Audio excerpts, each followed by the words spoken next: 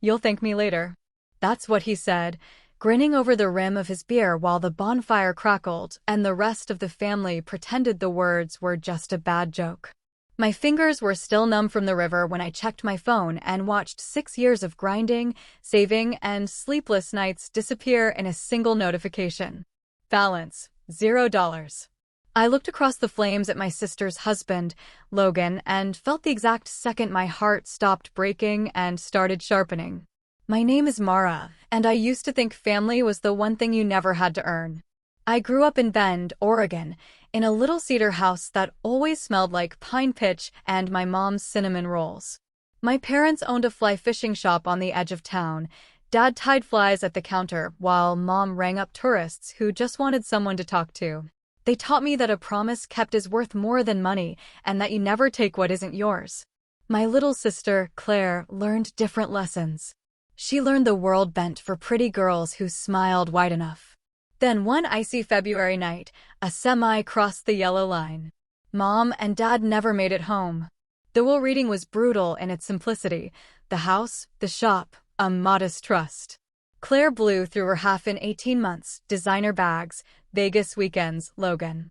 He rolled into her life like a wildfire, loud, magnetic, always one step ahead of the consequences. They married fast. She started flinching at loud voices. I noticed. She said I was paranoid. The river cabin belonged to Aunt Lena. She insisted we all come up for the long weekend. One big happy family, she said. I wanted to believe her. I packed homemade granola, board games, and the kind of desperate hope you only carry when you're terrified it's already too late. The first night felt almost normal until I went upstairs to grab a sweater. My laptop, which I'd left closed on the nightstand, was now open 3 inches, screen tilted like someone had been. Startled mid-motion. The trackpad was warm. Browser history? Spotless. Too spotless. I told myself it was nothing. I almost believed it.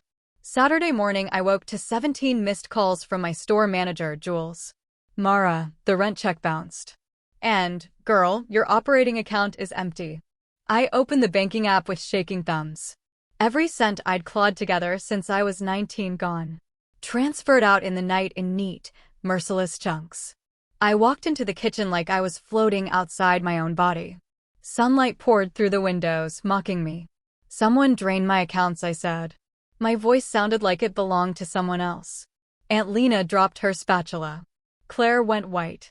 Logan leaned against the counter, arms folded, amused. Sounds like you got hacked, Mara. Happens. You were the only one upstairs last night, I said. Claire's mug slipped from her hand and shattered. Logan didn't even blink. He shrugged. We needed it more than you do. Just like that. No apology. No shame. Ownership. The room exploded, shouts, accusations, but I barely heard them. Something cold and ancient clicked into place inside my chest. I wasn't going to cry. I was going to finish this. Logan laughed, tipped his beer to me in a mock toast. Go ahead, call the cops. Good luck proving anything. I smiled for the first time all weekend. I don't need luck. See, after a ransomware scare at the shop last spring, I'd installed a hidden monitoring suite. Silent. Invisible. It snapped photos every 30 seconds once the wrong password was entered 3 times, uploaded everything to an encrypted cloud, and pinged my phone if anyone tried to wipe its own tracks. Guess whose smug face was now timestamped at 2:14 a.m., bathed in the blue glow of my screen while he rerouted my entire life savings into an offshore account. I dialed 911 right there in the kitchen. Logan lunged for my phone. Uncle Cal intercepted him like a linebacker. Claire stood. Frozen, tears cutting tracks through her mascara. 10 minutes later, the front door nearly came off its hinges. State troopers poured in, boots shaking the floorboards. The lead detective, Serrano, didn't waste words. Transfers originated from this IP. We have facial recognition from the laptop camera. Mr. Whitaker, hands where I can see them. Logan's tan drained to ash. Claire, tell them this is insane. My sister looked at him, at the man who'd convinced her she was nothing without him, and something inside her finally snapped the right way. You stole from my sister, she said, voice trembling but clear. You stole from me for years. I'm done. They cuffed him while he screamed threats that echoed off the log walls. Claire didn't flinch. When the cruiser disappeared down the dirt road, she turned to me and whispered, "I'm so sorry I let him make me small." 3 weeks later, the bank reversed every transfer. Fraud protection covered the rest. My second shop opened on Division Street with fairy lights and fresh paint and a line out the door.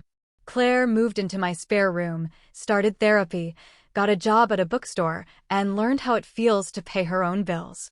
We went back to the river cabin one last time, not to mourn, but to burn Logan's old camping chair in the fire pit and drink cheap champagne on the dock at sunset. Aunt Lena raised her glass. To the women who refused to stay broken. I looked at the water, calm and glittering, and felt the exact weight of 6 years settle gently back into my bones, this time as armor instead of chains. Family isn't always here born to.